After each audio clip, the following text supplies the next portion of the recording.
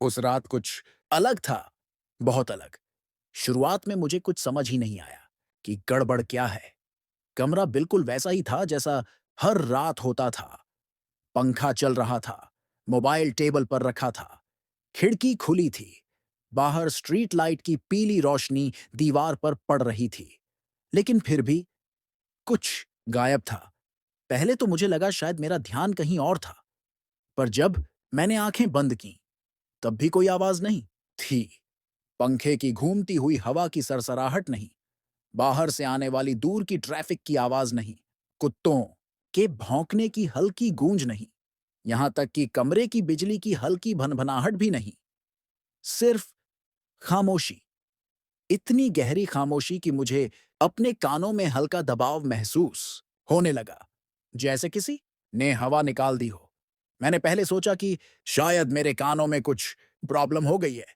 कभी कभी ऐसा होता है जब अचानक कान बंद हो जाते हैं। मैंने जोर से ताली बजाई, मेरे हाथ टकराए, झटका महसूस हुआ, लेकिन आवाज नहीं आई।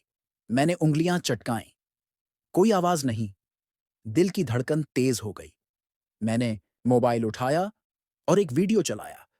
स्क्रीन पर लोग बात कर रहे थे, उनके होंठ हिल रहे थे, लेकिन स्पीकर से कोई आवाज नहीं निकल रही थी। जी। मैंने वॉल्यूम फुल कर दिया, फिर भी सन्नाटा। मैंने ईयरफोन लगाया, फिर हटाया, कुछ नहीं बदला। अब डर धीरे धीरे अंदर घुसने लगा। मैं खिड़की के पास गया और बाहर झांका। सड़क खाली नहीं थी। एक ऑटो खड़ा था, दूर एक बाइक गुजर रही थी, पेड़ की टहनियां हिल रही थीं, लेकिन कोई आवाज नहीं। ऐसा लग रहा था जैसे किसी ने दुनिया का म्यूट बटन दबा दिया हो। मैंने मुंह खोला और जोर से हेलो बोलने की कोशिश की। मुझे अपने गले में कंपन महसूस हुआ, लेकिन कानों तक कोई आवाज नहीं पहुंची, जैसे मेरी ही आवाज मुझ तक वापस नहीं आ रही थी। उस पल मुझे पहली बार सच में डर लगा। मेरे दिमाग में सवाल घूमने लगे। क्या मैं बहरा हो गया हूं? क्या ये कोई मेडिकल इमरजेंसी है? क्या ये सपना है? मैंने खुद को छुटकी काटी। दर्द हुआ, मतलब सपना नहीं था। धीरे धीरे मेरे कानों के अंदर अजीब सा भारीपन बढ़ने लगा, जैसे कोई अदृश्य दबाव जमा हो रहा हो। सांस लेते वक्त मुझे हवा महसूस हो रही थी, लेकिन उसकी आवाज नहीं। मैंने पानी पिया, घूंट नीचे जाता महसूस हुआ, पर निगलने की कोई आवाज नहीं। मेरा शरीर चल रहा था, पर साउंड गायब था, जैसे दुनिया से आवाज नाम की चीज निकाल दी गई हो।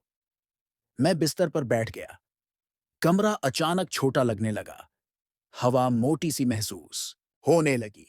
मैं मन ही मन बोला, ये क्या हो रहा है? और उसी पल मेरे कानों के अंदर हल्का सा दबाव बदला। कोई आवाज नहीं थी, लेकिन एक मतलब था, जैसे किसी ने बिना बोले जवाब दिया हो। एक अजीब सा एहसास मेरे दिमाग में उभरा, डरो मत। मेरे रोंगटे खड़े हो गए। मैंने दोबारा सोचा, कौन है? फिर वही दबाव बदला, जैसे कोई मेरे दिमाग की दीवारों पर हल्के से दस्तक दे रहा हो। हम साइलेंस हैं। मेरे हाथ कांपने लगे, मेरे अंदर चीखने की इच्छा हुई, लेकिन आवाज तो थी ही नहीं। मैं कुर्सी से उठकर कमरे में चलने लगा। हर कदम का एहसास था, पर कदमों की आवाज नहीं, जैसे मैं किसी खाली दुनिया में अकेला चल रहा हूं। मेरे दिमाग में सवालों की लाइन लग गई। अगर साइलेंस बात कर सकता है, तो क्या वो मुझे सुन भी सकता है? मैंने बस सोचा, क्या तुम मेरी सोच सुन रहे हो?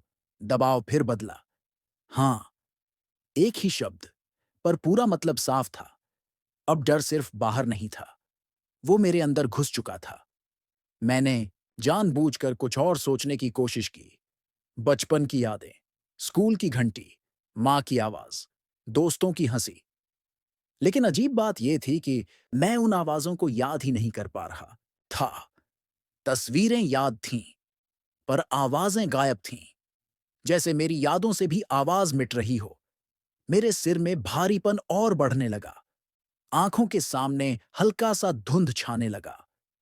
मैंने शीशे में खुद को देखा। चेहरा वही था, पर आंखों में अजीब खालीपन था। मैंने महसूस किया कि मेरी सोच भी धीमी हो रही है। वाक्य पूरे नहीं बन पा रहे थे। शब्द फिसल रहे थे, साइलेंस फिर अंदर गूंजा। तुम हमें समझ रहे हो? मैं समझ रहा था, और यही सबसे डरावनी बात थी। मुझे एहसास होने लगा कि साइलेंस सिर्फ आवाज नहीं खा रहा, वो सोच भी खा रहा था, यादें भी, भावनाएं भी, जैसे कोई धीरे धीरे मुझे अंदर से खाली कर रहा हो। मैं जमीन पर बैठ गया। अब डर भी धीमा पड़ने लगा। घबराहट सुन्नता में बदलने लगी। शरीर भारी लगने लगा। पलकें झपकने में समय लेने लगी। साइलेंस बोला, अब तुम हमें सुनते नहीं, तुम हमारे हो। मुझे समझ आ गया कि अब कोई रास्ता नहीं बचा। आवाज वापस नहीं आएगी। दुनिया शायद धीरे धीरे इस नई खामोशी की आदत डाल लेगी। लेकिन मैं नहीं, क्योंकि मेरे अंदर अब कोई आवाज बची ही नहीं थी। ना डर की, ना उम्मीद की, ना सोच की। सिर्फ साइलेंस था, और वो सुन रहा था।